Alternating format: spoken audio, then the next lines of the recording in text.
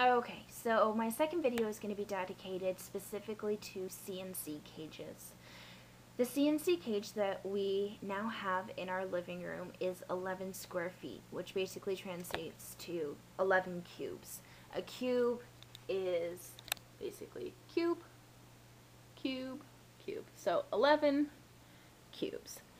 And the way that we did it was, I know some websites will sell you the supplies, but we kind of did it ourselves. As you can tell, the duct tape is looking quite makeshift. So we went to Walmart here in Canada where I live, and we were able to find in the home supply section the wire bits. I guess you could say the wire panels.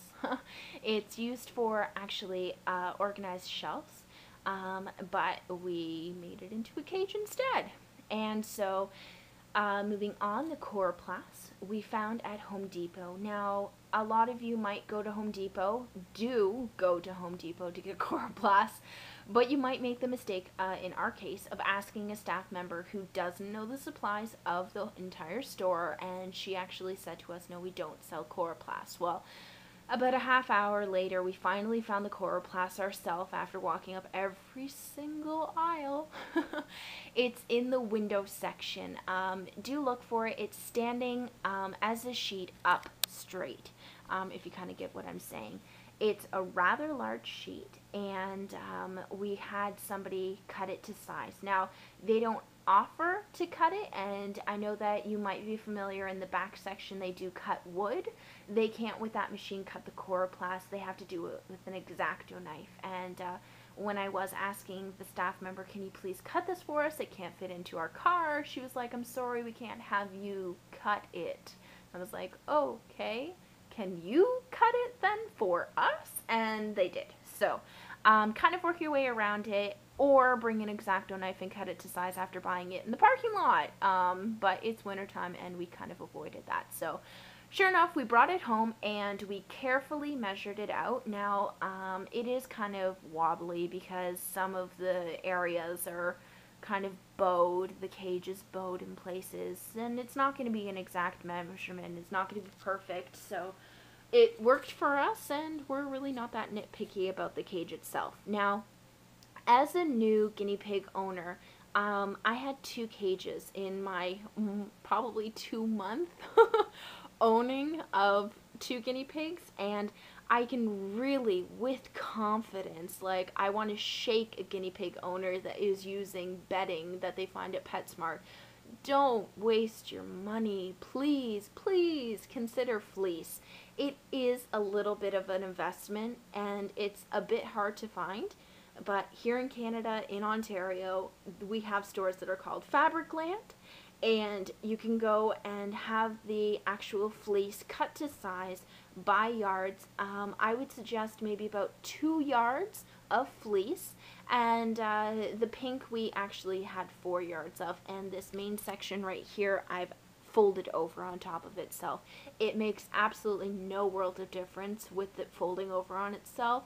So I would confidently say 2 yards is enough for a 4 square foot, or for 11 square foot C&C cage. So I hope that's helpful. Underneath the C&C cage, I've been able to put some duct tape down where they join, but I do have towels that will absorb any of the pee that the guinea pigs do obviously disperse during the day. Now, a really great tip about the layout of your C&C cage is that I find personally with my 2 guinea pigs that they pee and poo where they eat predominantly. So I did have, here I'll just, I did have a ball that you can find at PetSmart to shove all the hay inside. So you just shove the hay inside and then put the lid on top of the ball, and then it clamps into a little whatever, a little wheel kind of apparatus onto your cage wall. It's really great, and I'm only testing out this like matte area just because I want to see how much they're really going to eat in a day. They did go through 1 ball of hay in a day, and it's just as messy. And That's my personal suggestion. And the C&C cage was a really great investment. It's going to last for a really long time. When I clean it, I do clean out the corners where they have peed in. I find that it kind of makes the redepositing of pee take a little longer than normal. So just kind of cleaning up their scents. Now another thing, I know this is really gross, but I do have to add it. A lot of owners will probably already know this. I just discovered it today, and that is spraying of pee. A lot of guinea pigs do spray, so when you're cleaning your cage, you do clean the sides of the coroplast because it will probably have pee on it that you can't see.